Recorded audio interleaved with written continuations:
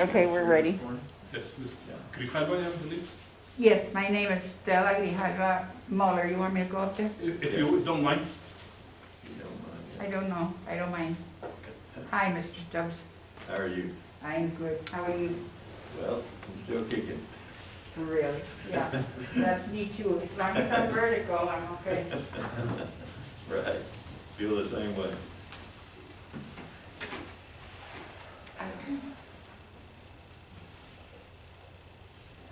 We're on, Lisa? Yes, we're ready. Okay.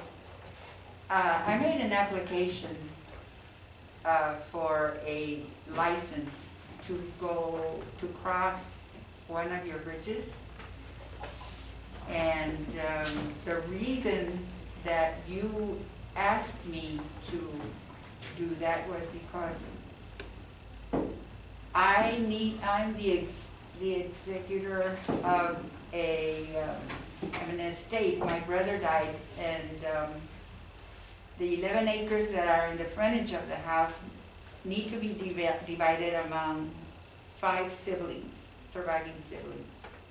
He was not married, and he had no children. And when I made the application to divide that property, then the lawyer found out that I had to go through a lot of obstacles. Now, what I wanted to know is, one question that my family, the 5 surviving siblings, asks is,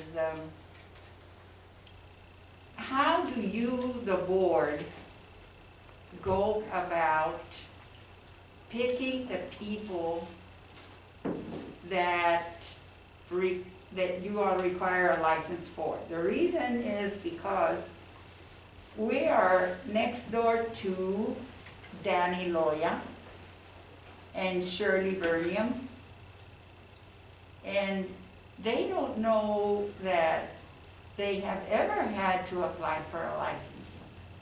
What rules do you all use to pick and choose who? I think I can address that.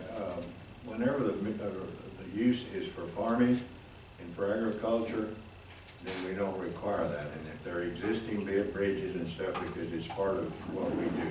But if you change it to a commercial deal, and I've been through the same thing. I have one now that I need to have the permit for. But if you change it to a subdivision or to a public type situation, you need a permit from the district. Well, but we're not subdividing for development. It's still going to be farming. It's gonna That be farm will farming. always be Well, farming.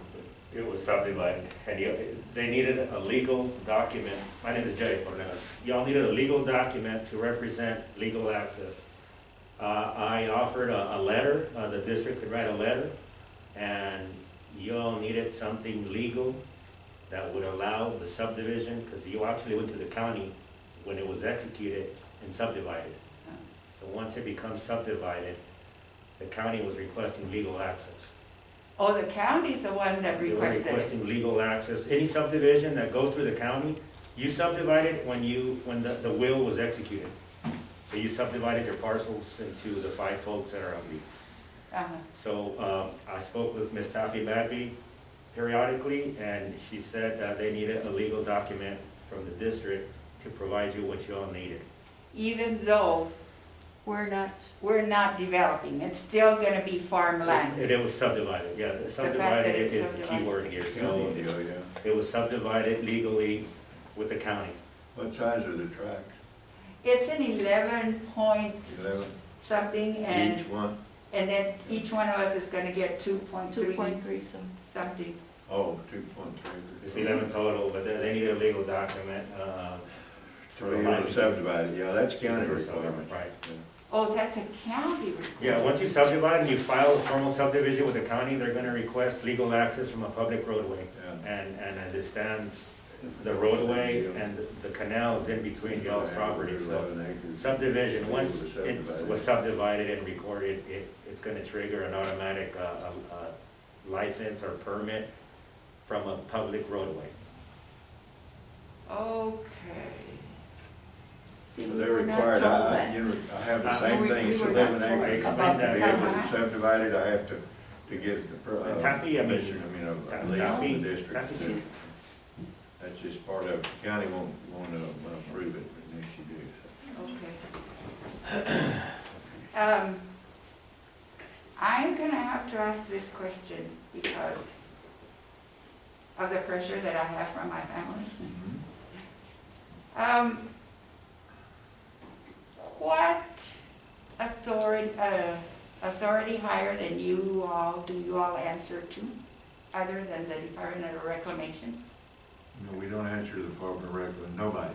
Nobody. No, we're a political subdivision of the state of Texas, and this board here is the highest authority as far as our district goes. Now, the Bureau, it used to be a Bureau project, but Right. the Bureau, we bought, actually got the title to it several years ago, and so it actually, all the property belongs to the district, which is a political, so it's like the county. Uh-huh. Our district is. It's a political subdivision of the state of Texas. And you all are elected, the board, or Yeah. you are? Okay, because everybody was reading the, of course, all of my brother and my sisters. And it doesn't matter to me, but it did matter to other people. The manual, and they pointed out to me, you know, the way these people wrote this, it's everything for their benefit. In other words, if they want to change the rules, they will change it. They don't take into consideration the landowner at all. What are you talking about? I don't know what you're. Specifically, Now, what are you reading from? What is that? oh, this is the license manual for the use of district real Okay. property. Let me explain something. When you say we are the people. We are the landowners. The district, okay? The canals and all belong to the district, but our taxpayers are who we represent, and we have to take care of their property. So, and that's, a lot of that is covered by statute, what we can and cannot do. Right. So when you say we, you're talking about the people. We're taking care of your property because your interest is in that canal. Your ancestors paid taxes for years and years to the federal government to be able to own it. So now then the landowners, in a sense of the word, own the canal by virtue of tax, okay? Your land has a tax burden and not a water right. And the tax burden is the right to use the water, Oh, which funds the district, uh-huh. okay? And so when you're talking about that deal being in favor of we are you. And we have to protect public property. We can't do a lot of things with our property without being in compliance with the statutes of the state of Texas. Uh-huh. Well, anything without being in compliance.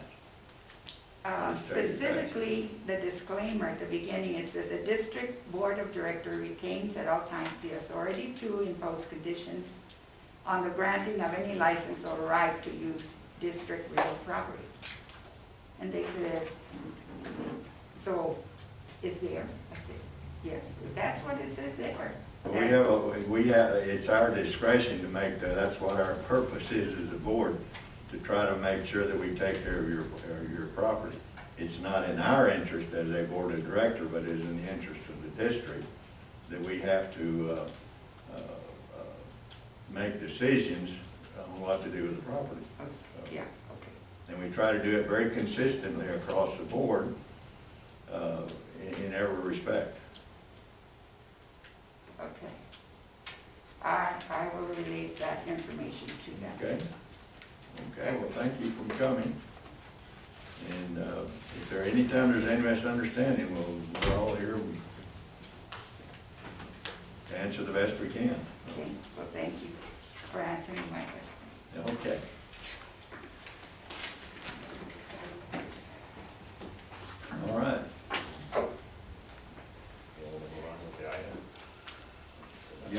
guess we can, we're Yeah. there, right? That's- Right. That's yours, right? Right, it's item 13C, so. We can leave? I'm sorry, wait. You don't have to leave, or you don't have to sit down and listen to your own item that you also made an application for. It's open session, y'all stay if you want to. Oh, yeah. I'm sorry. So we had this on the agenda in February. It was approved by the board back in February. And after 60 days of inactivity, it became null and void. We were lacking the certificate of insurance and some other items, but we received everything. So we received the application by Stella Grijalva Moller, Irene Kathleen Latham, Christine P. Grijalva, Abraham J. Grijalva, and Eva Grijalva Simmons. Simons, to cross the San Luis main lateral at approximately station 358 up here, right off the Riverside Canal. 385. I'm sorry, 385 plus 48, right up here. Here's a hole in the wall, right here. So they will be crossing this existing crossing for private ingress and egress to track 7B-1 in block 38. All the proper documentation has been submitted, and engineering recommends this application for approval. Okay. Do I hear a motion to approve? Approve Do I hear a second? administration's recommendation. Yeah. So you approve it? I'll approve You it. second? I'll second. He made the motion. Larry made the motion, Mike seconded it. That's fine. Okay. All in favor, say aye. Aye. All opposed, same sign. Motion carried. Thank you. I'm gonna go ahead and execute it, that way y'all can take your copy, take your license.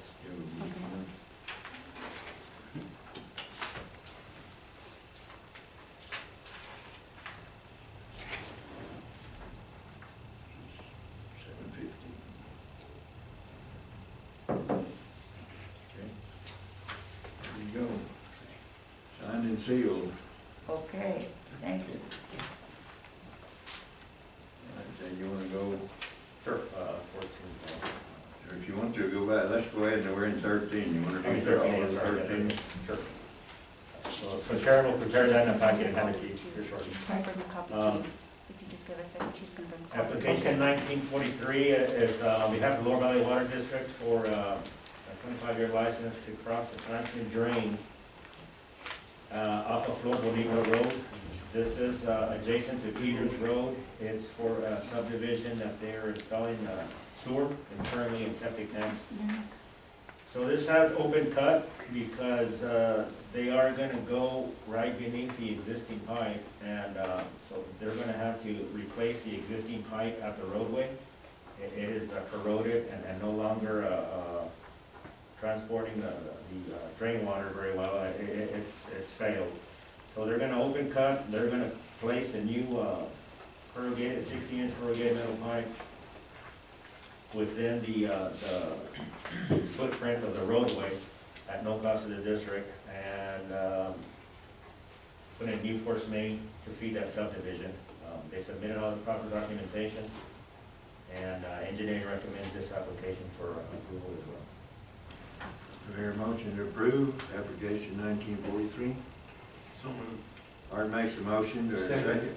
Larry seconds, all in favor say aye. Aye. All opposed, same sign, motion carried. Okay, application 2177. 2177 is an application by Texas Gas off of Orsham Road and Huereque, as you see up here on the screen. They had to modify their existing design. Their plan was to travel within North Loop, TxDOT right away. TxDOT denied their proposed design, so they shifted everything inside the district's right away, and they crossed, they are gonna cross underneath the east lateral within the district's right away and run a portion within the district's right away. So they submitted modified or adjusted surveys and design drawings to reflect that, and engineering recommends this application for approval. At what price do they pay for this, Jay? This is the square footage that they are utilizing. I mean, it compliant with the rest of what the similar situation. about $4,500. How long are we talking about along our roadway? It is exactly,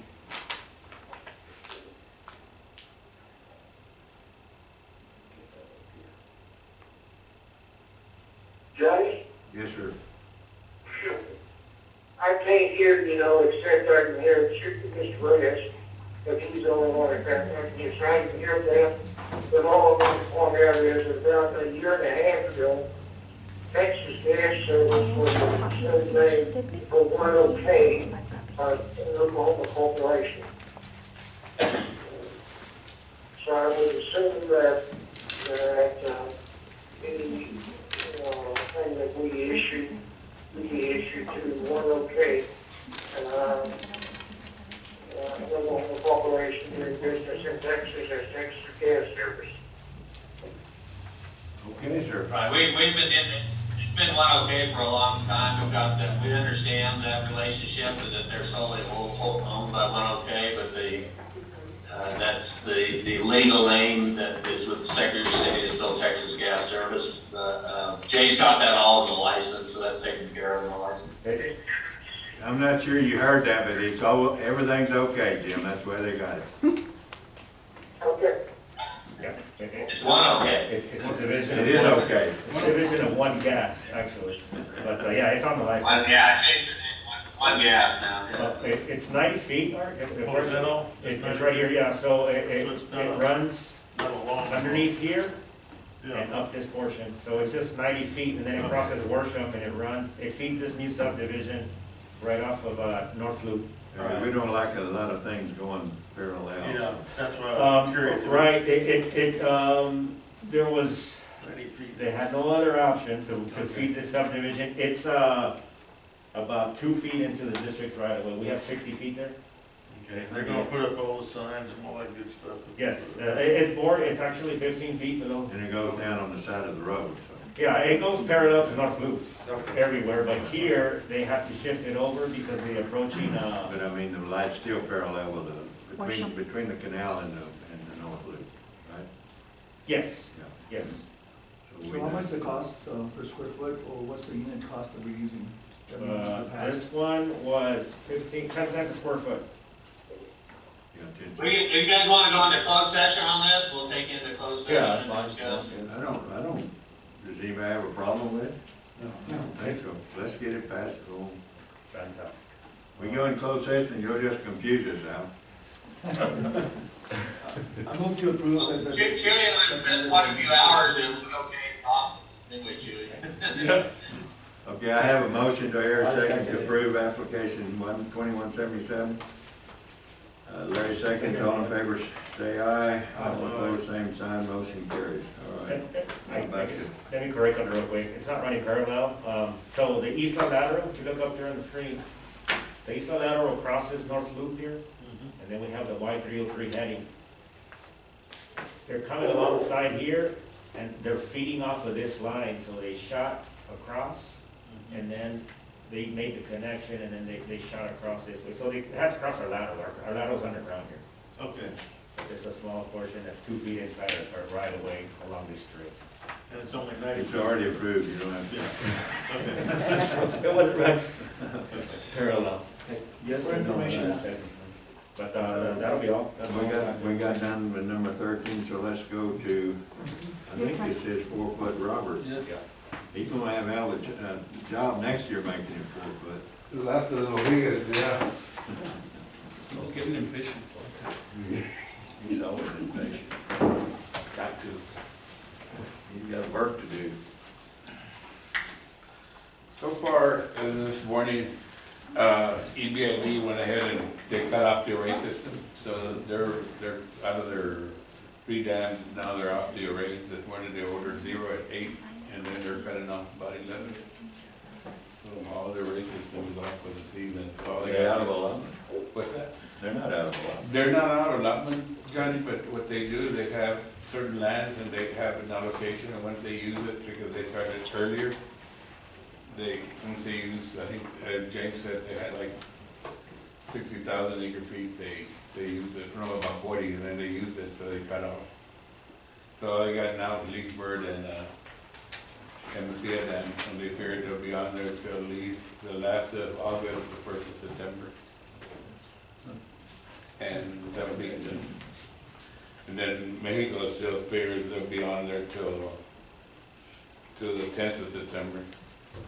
And then on us down here, well, you know, trying to compare apples with apples is kind of hard because last year was such a short year that in, last year at this time we only had watered 65,000 acres at this time, and compared to this year we already watered 140,000, so we're almost like more than double.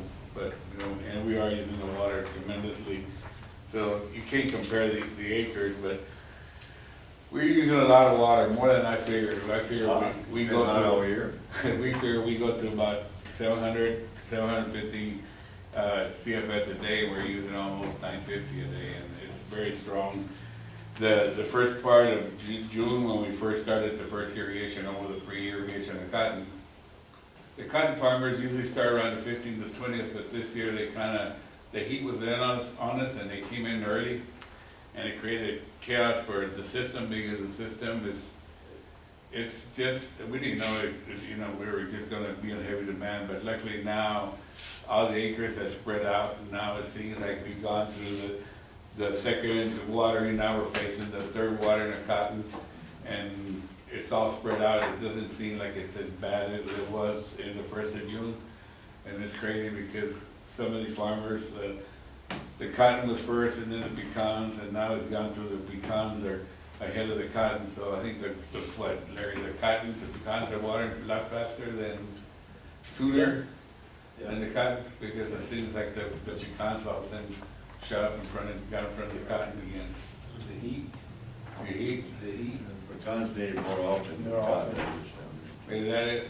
Yeah. But it's working now. It kind of spread out a little bit more. It's not as bad as June was really a hard month. Yeah, it was so hot and everybody's cotton grew so fast, everybody needed it at once, but once you start, then. You spread them out. Then it spreads it out, of course, the plants use the water a lot faster. And it's just hot, so it moves your demand up quicker, but because of the difference in soils and stuff, okay, and difference in ideas of how to farm it, it kind of spreads out. Cotton trees are ever so often, it's almost automatic. But it's thinning out, the irrigation is thinning out, so that helped a lot there, because that first irrigation in June, Oh, yeah. like, he was putting dirt on the riverside, just trying to keep the water inside the I system. can imagine, yeah. And it was bad, and so I got to the point that I just wanted to. I just got 2 death threats, so it wasn't too bad. Usually I get 10 death threats. Well, you ought to see mine. You did a good job, Robert. You should have seen mine, all the way up to the tree with the loop I right. wasn't worried about yours, I was worried about mine. It got nasty, but, you know, it got to the point that I had to have extra water here in El Paso, and even if we had to spill a bit in the waste space, but we couldn't afford to fall behind. We had to make sure when the ditch rider called for the water was there. And that's the only thing that saved us, and we got it there. Now, we're, like I said, the acres are spread out, and it's a little bit, I think it's a little easier to handle. I don't know. I see my part sometimes, Larry, y'all see y'all, and, you know, and we see you coming up, and, you know, I think when the hardest on your part is trying to get you off that 17, and once you get off 17, the rest of them kind of fly. It didn't help when the automatic gates opened up there and lost all your water either, did it? No. And then you have to fluctuate, you know, like I was telling Chewy and Art, I mean, Al, that sometimes this river just does nasty tricks to you, and but we learned to play them out. But I kind of went to a little preliminary on the water usage.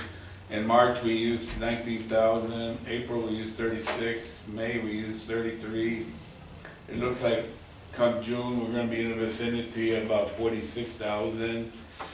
June, July and August, we're going to be somewhere in the 50s, and then September, depending how fast we go, because once May cuts off, well, once EPCWID cuts off, we start getting charged at the heading. Give and take a little bit, and we use what we have allocated and use the water that we're going, we should be still maybe carry about 80,000, plus and minus a couple there, but we should still carry over about 80,000 for next year. if there's anything in the dam, but that's the whole goal. 8,000 for next year?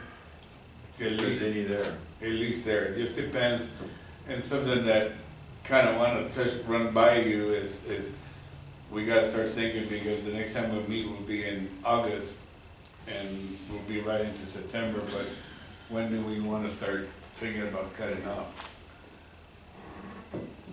Because the sooner we cut off, the more time that Pete's got a chance to work on that Riverside Canal, and that's gonna be the heart of the matter.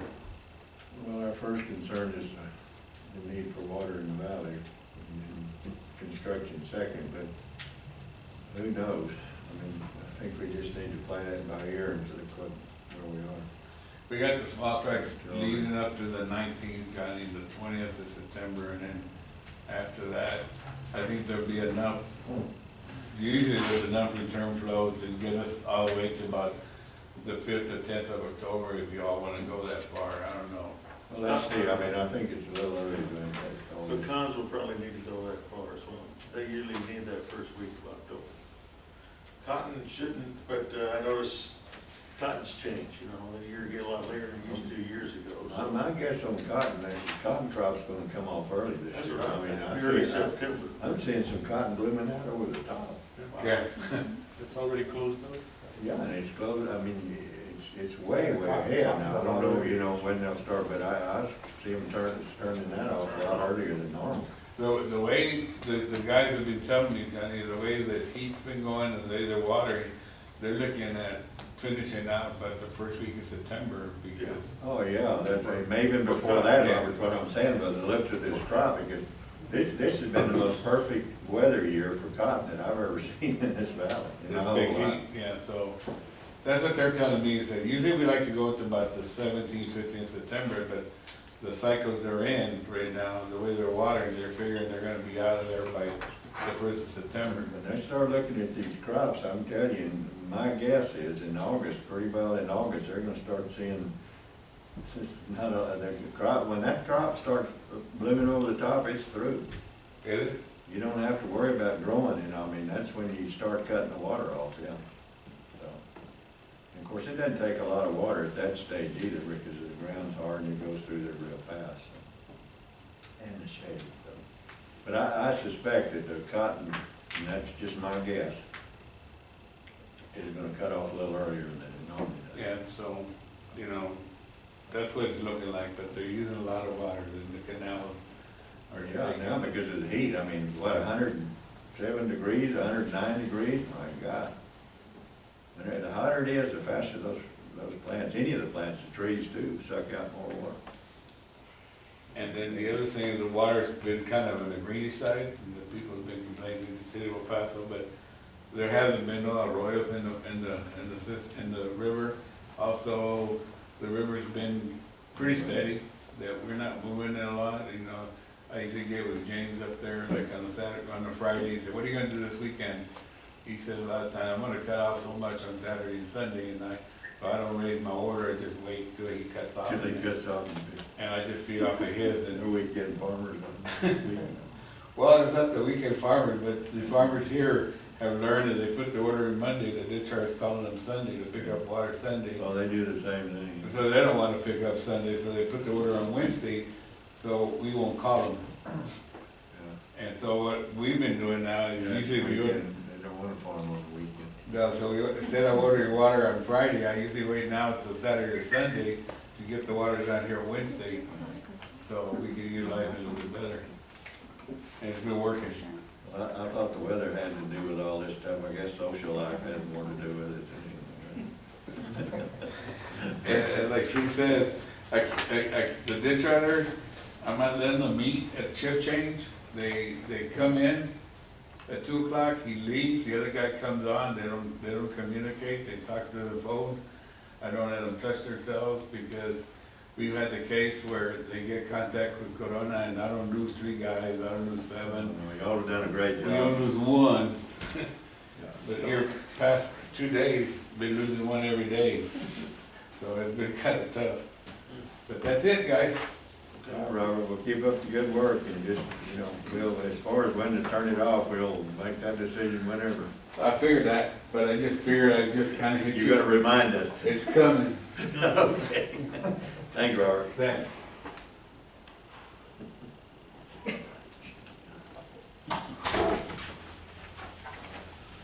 All right. Now we're down to 14, right? Officially? Well, what we need to Oh, do. 12, I'm Jay? sorry, I 12A. missed that one, yeah. 12A. Yes, we actually do have it separated. Okay, so this is license 1300 that the city has with the district for all the city streets within the city limits. We have a few additions that we need to make to the license. Let me get that up here. I have the exhibit. So we need this to add all the city streets that cross the middle drain. Gosh, for some reason, we completely left the middle drain out. Partially, I think, because it was underground. Jay, I want to move this to closed session. Okay. I want to talk about, Okay, sounds good. We'll talk about it.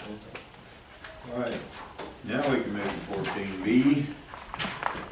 Yeah, 14B is the only one we're like, right? No. No, we already did. We don't have nothing. I guess we're ready to go into closed session. Yes. Okay, let's go into closed session.